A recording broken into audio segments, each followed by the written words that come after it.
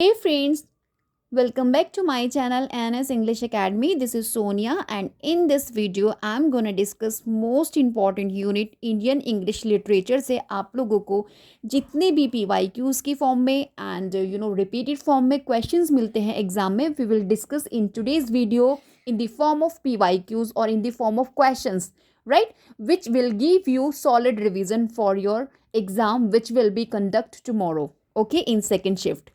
So please stay tuned with me till my video end because आपको इस video से बहुत हेल्प मिलने वाली है आपके कल के एग्जाम में. Okay, let's discuss. First question we have match the following correctly. यहाँ पे आपको मैचिंग करनी है. As I told you many time, matching chronology examiner का एक फेवरेट टॉपिक बन चुका है. वो इस तरीके से इस पैटर्न में आपसे बहुत से क्वेश्चंस पूछते हैं एंड ट्रस्ट मी सबसे ज़्यादा प्रॉब्लम्स स्टूडेंट्स को इसी टाइप के क्वेश्चंस को टैकल करने में होती है क्योंकि कई बार हमें होता है कि एक ही ऑप्शन से हमारा काम बन जाता है बट मैनी टाइम्स हमारे साथ प्रॉब्लम क्रिएट हो जाती है कि जब हमें एक और दो ऑप्शन में से आंसर नहीं इजीली फाइंड आउट होता. So please be prepared for matching and chronology questions के लिए. Okay, let's discuss. यहाँ पे प्रेम आश्रम है, the cat and Shakespeare, Coolie, Nagamandala, right. और यहाँ पे ऑथर्स हैं Mulkraj Anand, Raja Rao, Premchand and Girish Karnad. So we have to match them. देखिए प्रेम आश्रम आपका जो है एसोसिएशन है इनका प्रेमचंद से. प्रेमचंद ने इसको लिखा है, रिटन बाय प्रेम आश्रम. ओके, प्रेमचंद्र सॉरी आपका जो प्रेमचंद है ही wrote Prem Ashram. Okay, next we have the cat and the Shakespeare, written by Raja Rao. Coolie most important text exam में रिपीट होता है. मैचिंग्स में हमेशा आपको एग्जामिनर जरूर से आपको कुली उठा के रख देते हैं कि इसके बारे में और बताइए. Okay, and trust me guys, जितने भी टेक्स्ट जो इंपॉर्टेंट और मेजर टेक्स्ट है ना, एग्जामिनर कहीं ना कहीं उनको घुमा के इधर उधर बिठाई देते हैं पेपर में. सो प्लीज़ ऐसा मत सोचिएगा कि PYQs में पहले आ गया अभी नहीं आएगा. आप देखना एग्जाम में कल आपको पता चलेगा and you feel very good जब आपको सभी क्वेश्चन फैमिलियर लगेंगे, राइट. आपको बहुत अच्छा फील होगा and kind of confidence enhance in you और आप इजीली आंसर करने लगेंगे, right. This is belief of mind क्योंकि मैं ना मेरा खुद का पर्सनल एक्सपीरियंस है कि जितने भी इंपॉर्टेंट टेक्स्ट होते हैं और रिपीट होते हैं वो एग्जामिनर बार बार रिपीट करते हैं इन दी फॉर्म, डिफरेंट फॉर्म में करते हैं. ऐसा नहीं सेम क्वेश्चन आपको दे देंगे, राइट. ऐसा नहीं करते, वो डिफरेंट क्वेश्चन में देंगे, अलग तरीके से फ्रेम करके देंगे. बट ट्रस्ट मी वो क्वेश्चन वो टेक्स्ट आपको पर्टिकुलर मिलते रहेंगे, right. So answer we have Coolie. Coolie जो मुल्कराज आनंद का है and then we have Nagamandala Girish Karnad का है. I want to discuss brief about Girish Karnad. Most important है एग्जाम पॉइंट ऑफ व्यू से एंड लास्ट इनसे एग्जाम में इनके जो प्लेज है इंपॉर्टेंट उससे आपको क्रोनोलॉजी में क्वेश्चन पूछा जा चुका है. So please make a note of it. Guys Girish Karnad को हम मोस्ट इंपॉर्टेंट प्ले राइट की तरह जानते हैं. ड्रामेटिस्ट है, most important and he studied at Oxford university से इन्होंने स्टडी किया था. And one fact about his life कि ये जो थे आपके Girish Karnad, he wanted to be a poet लेकिन ये ड्रामेटिस्ट बन गए. इनका खुद का ऐसा स्टेटमेंट था कि ये पोइट बनना चाहते थे लेकिन ये ड्रामेटिस्ट बन गए. रीज़न क्या था उस समय ना गाइज, इन्फ्लुएंस थिएटर का इतना था कि he has to be dramatist in his life, right. And अगर मैं इनके प्लेस की बात करूँ तो ययाति इनका फर्स्ट प्ले है which published in 1961. Remember chronology में आपसे पूछा गया था and definitely you will get any of his play in examination. Okay, so Yayati जो इनका फर्स्ट प्ले है ये पब्लिश हुआ था 1961 में. एंड इनकी जितनी भी स्टोरीज होती हैं प्लेस की, most of the stories relate to Hindu myth. And basically, if I talk about the Yayati, so this is the story in which the theme is responsibility, right? Next we have Hai Vandana. Hai Vandana इनका second play consider किया जाता है which published in the year 1970. Yayati 1961 and then after 9 years 1970 हाय वंदना इनका play आ रहा है. ये भी most important है and based on Hindu myth. ये भी हिंदू मिथ पर बेस्ड है. एक विमन की स्टोरी है इसके अंदर. And next we have Tughlaq. Tughlaq जो इनका प्ले है guys, it was first written in Kannada. इसको पहले कन्नड़ में लिखा गया था in the year 1964, right. And then he translated it into English. आपको मैं एक बिग फैक्ट बता दूं रिगार्डिंग गिरीश कर्नाड के जितने भी इनके प्लेज हैं उसको ये खुद ही himself translate all the plays of his in English language. Okay, he has no need to anyone else to translate his particular works. तो दिस इज़ द फैक्ट कि जो गिरीश कर्नाड हैं, इनके जितने भी प्लेस थे ये ज़्यादातर खुद ही उनको इंग्लिश में ट्रांसलेट करते थे. First he wrote in Kannada. Okay, remember this fact, exam में आपसे पूछी जा चुकी है दिस इन्फॉर्मेशन. अभी शायद से मैं आप लोगों के साथ BYQs शेयर करूंगी, then you will definitely find out kind of question. Okay, and next we talk about the Nagmandala. Nagmandala, this is latest play is written in English. ये इनका इंग्लिश में लिखा गया था.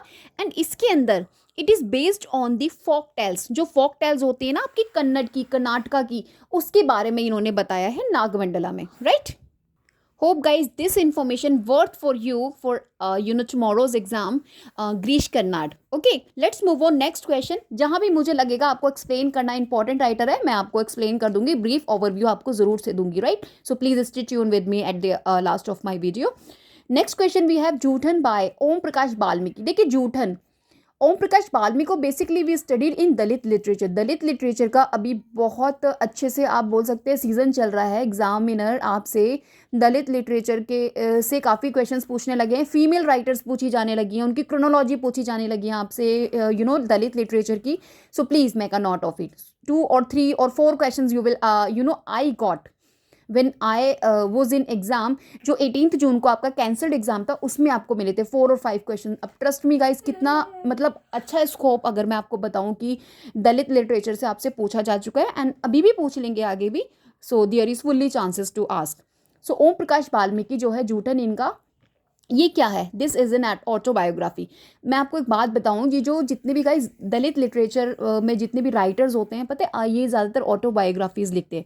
ऑटोबायोग्राफीज़ के थ्रू ये बताना चाहते हैं अपने रीडर्स को कि इनके साथ क्या क्या मिजरेबल कंडीशन फेस हुई है, इनको क्या क्या फेस करना पड़ा है, कितना ज़्यादा डिस्क्रिमिनेशन इनके साथ हुआ है. ऑल दी थिंग्स ये ऑटोबायोग्राफी की मदद से हमको बताने की कोशिश करते हैं अपने रीडर्स को. तो आप जितने भी दलित राइटर्स देख लीजिएगा, ऑटोबायोग्राफी के लिए वो पक्के से फेमस होते हैं. Right. Silence the court is in session is a dash play translated into English. ये किस ये जो silence the court is in session, right, ये पूछा गया आपका. ये जो प्ले है इसको फर्स्ट किस में लिखा था. So first it was written in Marathi, और मराठी से इसको किस में ट्रांसलेट किया गया था, इंग्लिश में. Right. So this is the question and answer we have Marathi. Next question we have Who among the following combines anthropology, history and fiction?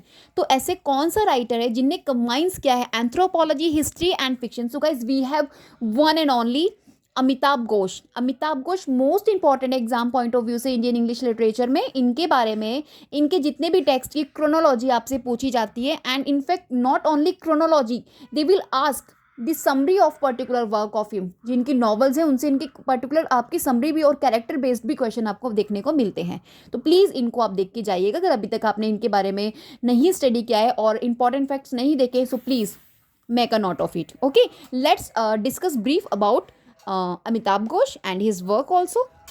Guys ये जो अमिताभ घोष हैं ये आपके basically he is from Calcutta से हैं एंड कंप्लीट इन्होंने अपनी जो मास्टर है उसे कंप्लीट किया है आपका दिल्ली यूनिवर्सिटी से इन अप्रॉक्स 1978, क्योंकि इनका जो टाइमिंग पीरियड है वो 1956 है.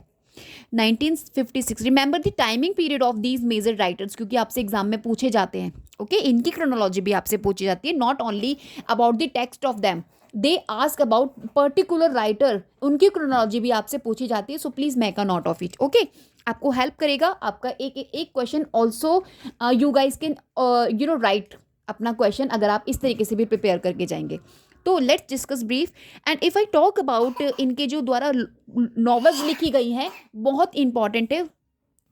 In 1986 his first novel the circle of reason, कई बार इससे क्वेश्चन एग्जाम में पूछा जा चुका है, the circle of reason, right, published in 1986, consider first novel written by Amitabh Ghosh. Okay, and इनकी सेकेंड नॉवल की अगर मैं बात करूं तो वो पब्लिश हो रही है आपकी 1880 में. 1988 मीन्स आफ्टर 2 years, राइट. और उसका टाइटल है the shadow of lines, the shadow lines, most important. और इसको पार्टीशन नॉवल भी कंसिडर किया जाता है. This is in category of partition novel, written by Amitabh Ghosh, published in the year 1988, the shadow lines, right. और इनके अलावा गाइज द कलकत्ता क्रॉम्सन जो 1995 में आया था, मोस्ट इंपॉर्टेंट एग्जाम में, मैट्रिक्स में, क्रोनोलॉजी में पूछा जा चुका है। कलकत्ता क्रॉम्सन 1995, द ग्लास पैलेस 2000 में इनका आया है, द हंग्री टाइड 2004 में आए, sea of poppies, river of smoke, इस तरीके की इनकी गाइज बहुत सारी आपको नॉवेल्स मिल जाएंगी। उन सबका एक आप ओवरव्यू लेके एग्जाम से पहले प्लीज जाइएगा। Okay, let's move on next question of today's video. So here we have which of the following is not a partition novel. So here we have to find out कि partition novel कौन सी नहीं है. देखिए, train to Pakistan, this is partition novel by Khushwant Singh. Sunlight on a broken column, this is also partition novels. I have mentioned in my previous video particular list of partition novels. उसको exam से पहले पूरी list को देख के जाइएगा, क्योंकि exam में इस तरीके से देखिए आपको टेक्स्ट दे दिए जाते हैं and they will ask whether it is partition novel or feminist text. Right, then you will have to find out. अगर आपको नेम से ही, सिर्फ आपको नेम से ही तो बताना है, only you have knowledge about it, तो आप इजिली आंसर कर देंगे. तो वी नो कि train of Pakistan, sunlight on broken column and shadow lines जो अमिताभ घोष की 1988 में पब्लिश हुए, अब भी मैंने आपसे डिस्कस किया गाइज, एक पार्टीशन नॉवल है, क्योंकि इसके अंदर जो ये नॉवल थी इनकी द शैडो लाइन, इसमें द रिजल्ट दिखाया गया है 1947 का जो नॉन ब्रिटिश इंडिया है ना, उसके बारे में ये novel about it. Okay, so in custody this is not a partition novel. Right? Let's move on. Next question. Which of the following books by Salman Rushdie refers to the 15th century Spain as starting point? Spain as a starting point. तो यहाँ पे we have Grimus. This is the book है जो कि सलमान रश्दी ने लिखी है और 15th century Spain as a starting point को रेफर करती है. Okay, let's move on. Next question. Salman Rushdie भी बहुत इंपॉर्टेंट है एग्जाम पॉइंट ऑफ व्यू से. Two of the following plays won the Sultan Padma Shri Prize for Indian plays in English. So कौन से वो दो प्ले हैं जिनको सुल्तान पद्मश्री प्राइज मिला है इंडियन प्लेज इन इंग्लिश के लिए? So first we have Larins Sahib and Dungaji house. These both plays won Sultan Padamsee prize for Indian plays in English. Next question we have which of the following novel novelist pair is correctly match. देखिए यहाँ पे तीन तो गलत है and first आपको right one बताना है. So first we have Bhabani Bhattacharya, all about H hatter. This is not association with Bhabani Bhattacharya. सभी को ऑलमोस्ट, आपने अगर थोड़े से भी इनके वर्क देखे तो आपको पता होगा इस तरीके का कोई भी वर्क और कोई भी टॉपिक या इस तरीके के थीम पर ये बात ही नहीं करते थे आपके Bhabani Bhattacharya. Okay, next we have Nayantara Sahgal, cry the peacock. Cry the peacock आपकी फेमस नॉवल है written by Anita Desai, right. And next we have Bhagwan Das Gidwani, इन्होंने अबैंडन गंगास लिखा है. देखिए मुझे इनके बारे में तो नॉलेज नहीं है, लेकिन अबैंडन गंगास इसका मुझे पता है, ये मनोहर मालगोनकर का है, मोस्ट इंपॉर्टेंट नॉवल है और एग्जाम में कई बार इसको पूछा जा चुका है. तो देखिए इस तरीके से आप आंसर कर सकते हैं. ये ज़रूरी नहीं है कि आपको सबके बारे में पता हो. देखिए टेक्स्ट दूसरे का है और राइटर दूसरा है, तो आप अगर थोड़ा बहुत भी आपने उनके बारे में पढ़ा है, so you guys can answer right easily. Okay, and Arun Joshi, the apprentice, this is the right option and answer to this question. ये अरुण जोशी ने ही लिखा था apprentice. Okay, let's move on next question. See friends, exam, जब आप exam में बैठे होते हैं, इट इज़ सबको पता है कि हमें सारे क्वेश्चंस के आंसर नहीं आते. कोई भी बच्चा हो, उसने वेदर कितनी भी अच्छे से स्टडी की हो, we are not sure about the all the question in examination जो आपसे पूछे जाते हैं. तो definitely you will have to sustain your mind and fully consciously आपको आंसर करना है विदाउट ऐसा सोच के कि मुझे तो कुछ नहीं आता. No, you have to think कि आई नो एवरीथिंग, मुझे सब कुछ पता है, मैं अपने इंटेलिजेंस से क्वेश्चन को आंसर कर सकती हूँ या कर सकता हूँ. Trust me, this belief gives you solid marks you in your exam.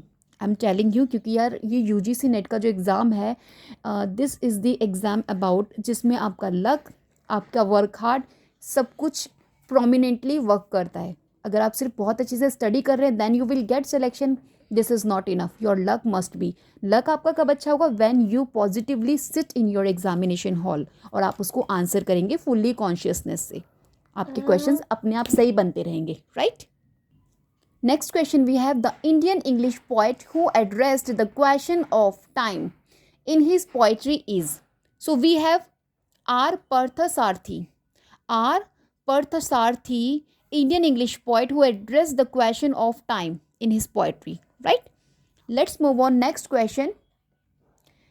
After independence, Mulk Raj Anand wrote a number of semi-autobiographical works to narrate chunks of his own life.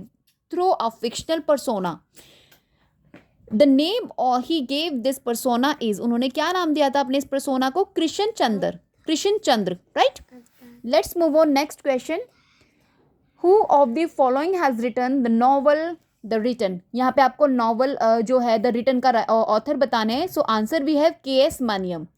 के S Maniam the author of the novel the return. Next question. Girish Karnad's Hayavadana originally in Kannada. देखिए अभी मैंने mention किया था कि ग्रीश कर्नाड की जो हाय वंदना है ओरिजिनली उसको कन्नड़ में लिखा गया था. Has been translated into English. अब उन्होंने पूछा है कि ट्रांसलेट उसको किसने किया था. सो देखिए मैंने आपको भी बताया था कि bye the playwright himself. ये खुद ही अपनी नॉवेल्स को ट्रांसलेट करते थे. मैंने अभी आपको मेंशन किया था. तो आंसर भी है by the playwright himself. Remember. Okay. Call me Ishmael tonight is written by. Call me Ishmael tonight is written by Agha Shahid Ali. Agha Shahid Ali भी अब एग्जाम में इंपॉर्टेंट होते जा रहे हैं. ग्रेजुअली एग्जामिनर इनसे भी क्वेश्चन आपको एग्जाम में दे रहे हैं. तो please make a note of it and इसको एग्जाम से पहले देख के जाइएगा. Flowers is a short play written by. देखिए फ्लावर्स एक शॉर्ट प्ले है. इसको किसने लिखा है? अगर प्ले की बात हो रही है तो of course we have to, देखो महेश दत्ता ने भी एक अच्छी खासी ड्रामेटिस्ट है एंड गिरीश कर्नाड भी अच्छे से ड्रामेटिस्ट हैं. मतलब अच्छे लेवल पर इन्होंने प्लेस लिखे हैं. So answer we have option number C, Girish Karnad, right. Girish Karnad most important playwright who wrote flowers which is short play. Okay. Let's move on next question. Pick out the two relevant and correct description of UR आनंद मूर्ति संस्कारा. ये मेरे आज की community का question भी है. और please guys मेरी community पे जाके आप, मैं डेली उसमें एक क्वेश्चन पोस्ट करती हूँ, प्लीज़ जाके उसको आंसर कीजिएगा. आपको हेल्प मिलेगी. सो मैनी क्वेश्चंस मैंने वहाँ पे पोस्ट कर रखे हैं. जाइएगा और चेकआउट योर नॉलेज एंड फटाफट से आंसर कर दीजिएगा क्वेश्चंस के. लेट्स सी कि आपको कितने क्वेश्चंस के आंसर पता हैं. और इंपॉर्टेंट क्वेश्चन, फेमस क्वेश्चन मैं आपको देती हूँ एंड डेफिनेटली आपको उस मेरी पोस्ट सीरीज से भी कोई ना कोई क्वेश्चन एग्जाम में मिल जाएगा डेफिनेटली. ओके. सो यहाँ पर गाइज हमें पता है यू आर मूर्ति की जो आनंद मूर्ति का जो संस्कारा है. तो यहाँ पे आपसे पूछे करेक्ट डिस्क्रिप्शन कौन सी है. So answer we have option number 4 and 5. The novel is a satire on the representatives of a decadent Brahmin society. जो ब्राह्मण सोसाइटी उसके ऊपर इन्होंने एक सटायर प्रेजेंट किया है with the help of this Samskara, right. And next Samskara is a regional novel. Of course regional novel है. So these two statements are right. Okay. And इसको English में लिखा है, no this is wrong statement. English में तो लिखा ही नहीं है उसको. Next question. The collection poems of A K Ramanujan has been divided into 4 sections. जो ए के रामानुज की आपकी जो पोम्स हैं उनको उन्होंने 4 सेक्शंस में डिवाइस किया हुआ है. Arrange them in their chronology order. अब यहाँ पर आपको उनको सेट करना है क्रोनोलॉजी ऑर्डर में.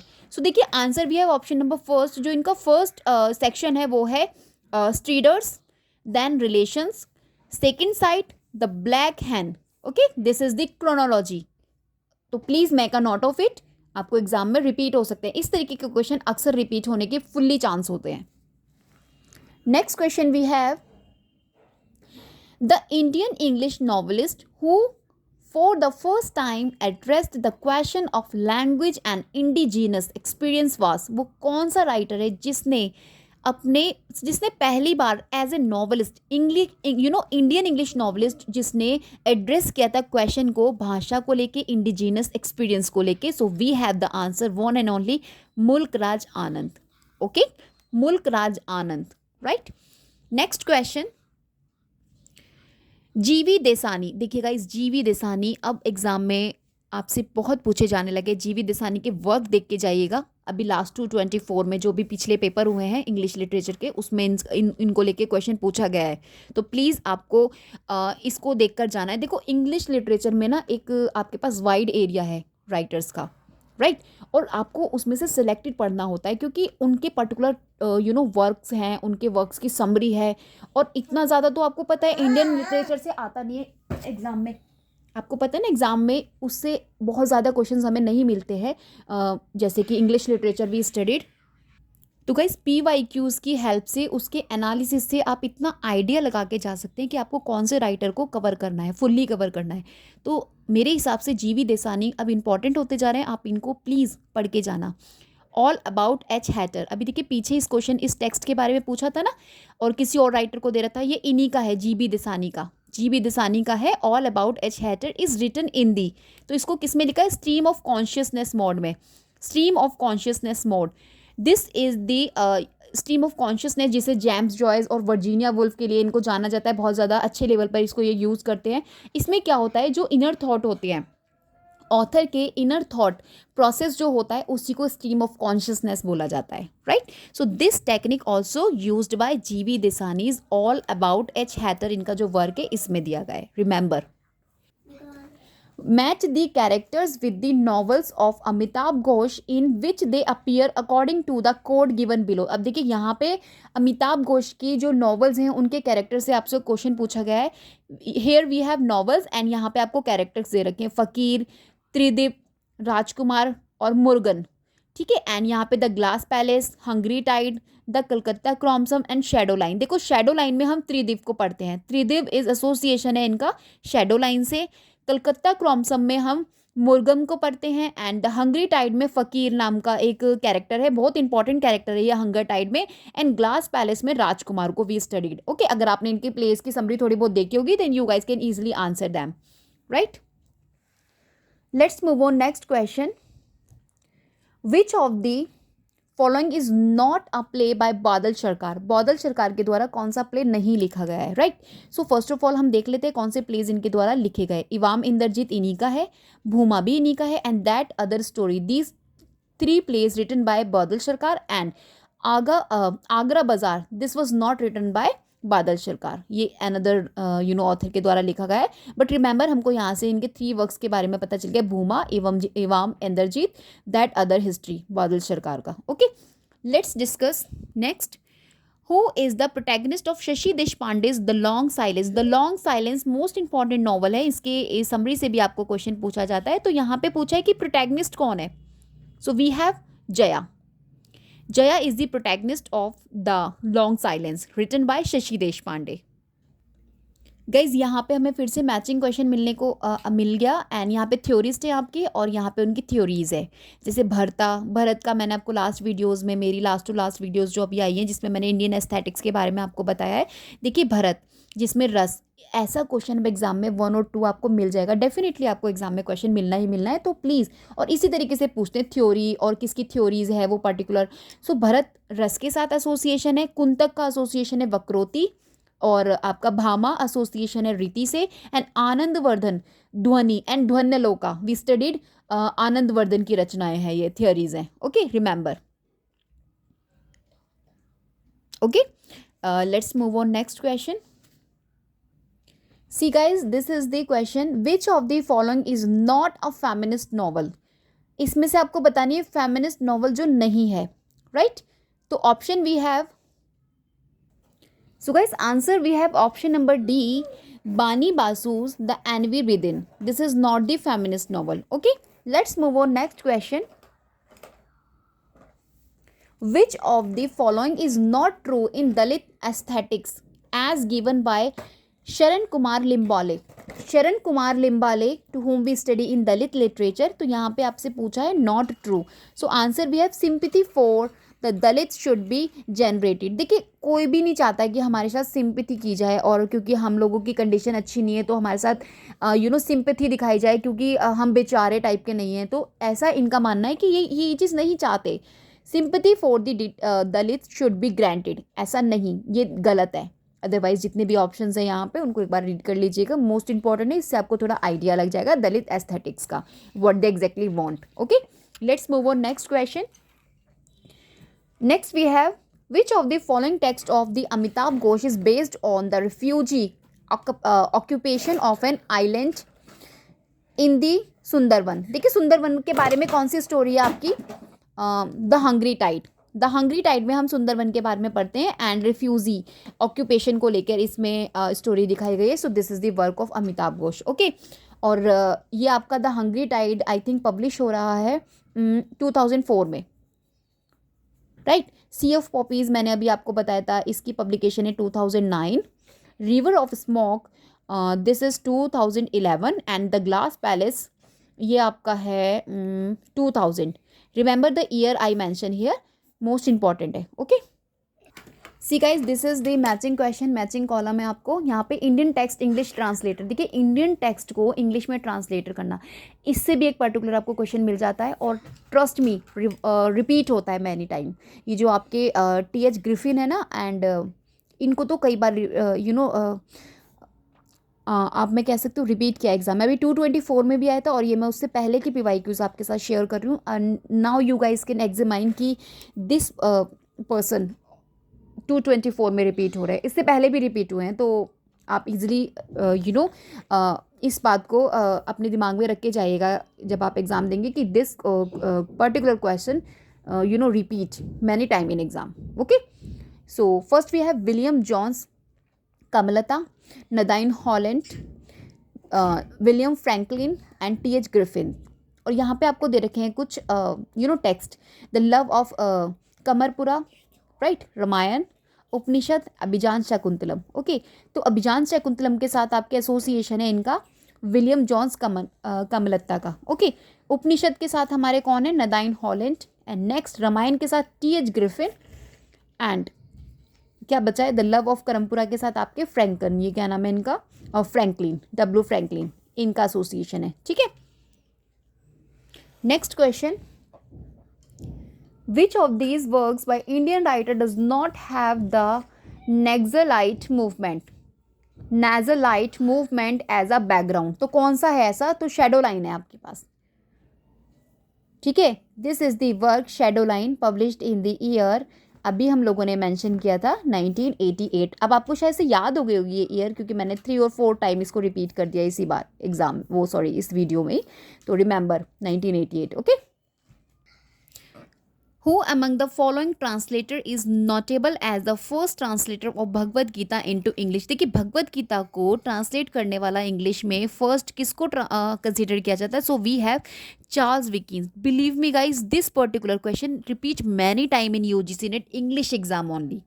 And if I talk about the SETs exam, जो सेट के एग्जाम्स होते हैं आपके इंग्लिश के, उनमें तो होता ही होता है ये इस तरीके का टेक्स्ट जो आपसे पूछे जाते हैं, टेक्स्ट बेस्ड जो क्वेश्चंस होते हैं ट्रांसलेटर के बारे में। लेकिन UGC net particular this exam में आपको कई बार मिल जाएगा इस क्वेश्चन को रिपीट होते हुए। चार्ल्स विकिन, ध्यान रख के जाइएगा, एसोसिएशन है इनका भगवद गीता के साथ, and also consider first who translate this. Okay, next question we have, which pair of novel by Anita Desai take as their subject the suppressions and oppressions of Indian women? यहाँ पे suppression दिखाया गया है and oppressions दिखाया गया है Indian women का। वो कौन से इनके 2 टेक्स्ट हैं या नॉवेल्स हैं इनकी famous? So we have the answer option number B, यानी कि first where shall we go to this summer, and option number 3 cry the peacock. These 2 novels deals with suppression and oppressions of Indian women. Okay, which of the following is not a part of the series of poems called Jejuri written by Arun Kolatkar? तो कौन सा part नहीं है? So answer we have an old man. देखिए old man is not the part, otherwise आपका यशवंत राव और आप not पूछा है ना, इज नॉट अ पार्ट, और द प्रीस्ट और चैतन्य, ये सभी पार्ट हैं इसके, जो इनकी नॉवल है ना जेजूरी, उसकी, अरुण कोलाटकर की। ओके, होप गाइज आज की वीडियो आपको पसंद आई हो। मैंने जितने भी क्वेश्चंस आप लोगों के साथ शेयर किए हैं मोस्ट इंपॉर्टेंट है एग्जाम पॉइंट ऑफ व्यू से। आप जब एग्जाम में कल बैठेंगे रियली आपको ये बात रियलाइज होगी कि what ever I said in this video absolutely come true. Okay, so please अपने आप को पॉजिटिव रखिएगा, stay positive your self examination में, जिससे कि आपके क्वेश्चंस 2 की जगह 10 ठीक हों। Okay, and remember positivity gives you lot of, अगर पॉजिटिविटी रहेगी तो आपके अंदर आपको बहुत अच्छे से मिलेगा। अपने माइंड से ये चीज़ बिल्कुल हटा दीजिएगा कि मुझे JRF और नेट चाहिए। You want only your right answers, कि कितने ज़्यादा से ज़्यादा आप राइट आंसर्स क्वेश्चन में कर सकते हैं। This is your task. इसी टास्क को लेके एग्जाम में बैठिएगा और आंसर कीजिएगा, क्योंकि कहीं ना कहीं नेट लेना है, JRF लेना है, इस फील्ड में ना काफ़ी बच्चे अपना नुकसान कर लेते हैं। Okay, so remember this fact, and जो भी होगा अच्छा होगा आपके साथ। Stay tune with me, after exam भी आपको मेरे साथ स्टे ट्यून रहना है, क्योंकि मोस्ट ऑफ रेलिवेंट वीडियोज़ मैं आप लोगों के लिए लेके आऊँगी। Till then bye bye, have an awesome day ahead. Okay and best of luck for your exam. May be this is the last video of mine this series of examination, क्योंकि कल exam है. तो देखती हूँ, अगर मुझे time मिला तो मैं एक और इम्पॉर्टेंट कुछ भी रिवीजन के लिए आप लोगों के लिए लेके आ जाऊँगी, और अगर नहीं लाई तो best of luck for your exam. Okay, bye bye.